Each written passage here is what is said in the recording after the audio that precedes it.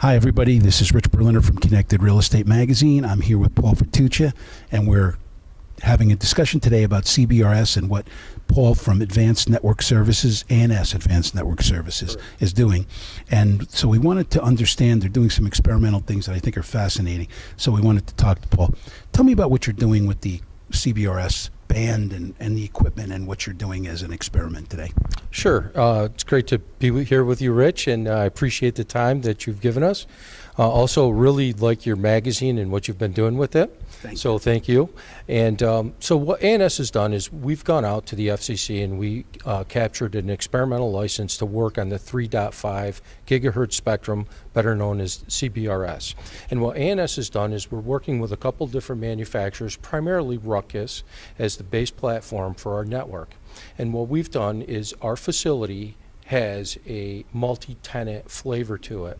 So what we've done is being able to use some dongles and connect them to different laptops, and now utilizing that frequency to gather data from the different devices and implement it into the network. We've also been able to use some video conferencing that we've done similarly, use the dongles that connect back to the 3.5 gigahertz megahertz network, and then we're actually, sending that video across different people in our organization. Do handsets exist for this? Are there some Chinese manufacturers? Are there other things that you're able to get your hands on that work on this network?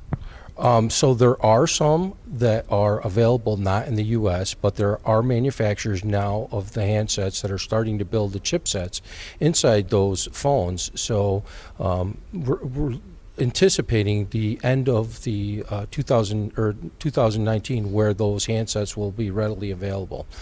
Also, there's other products that are getting developed, for example, video cameras and things of that nature from an IoT standpoint that you can connect back to the CBRS network. And those devices, the manufacturers are telling us somewhere around first quarter, second quarter 2020, we should start seeing some of those products out there. Have you tested voice on this? We have not tested voice, only through our video conferencing calls that we've been able to do. So it's really more of a data platform where we've been testing the network. So for our readers, what do they need to know about CBRS and how this experimental license that you're using would affect them in the future? What will the ultimate product look like for a guy who owns a building or a company that is a REIT and owns multiple buildings? Sure. The primary use for it's going to be is a private LTE network. And what's great about that is that the signal that's transmitted from within the building is really secure from the outside world, because it's such a high frequency that it doesn't really penetrate outside the walls of the facility.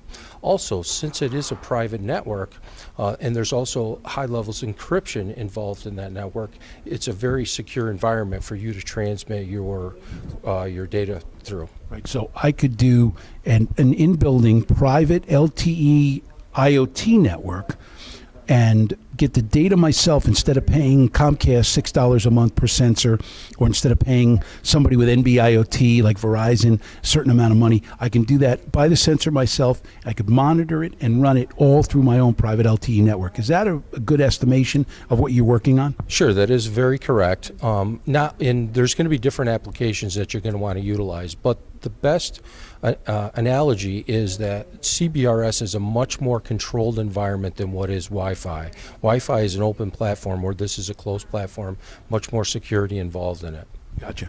Paul, I appreciate so much you talking with us for this, and I look forward to our panel, which is coming up next, and we're going to talk a lot more about this on the panel. Sure, thank you so much.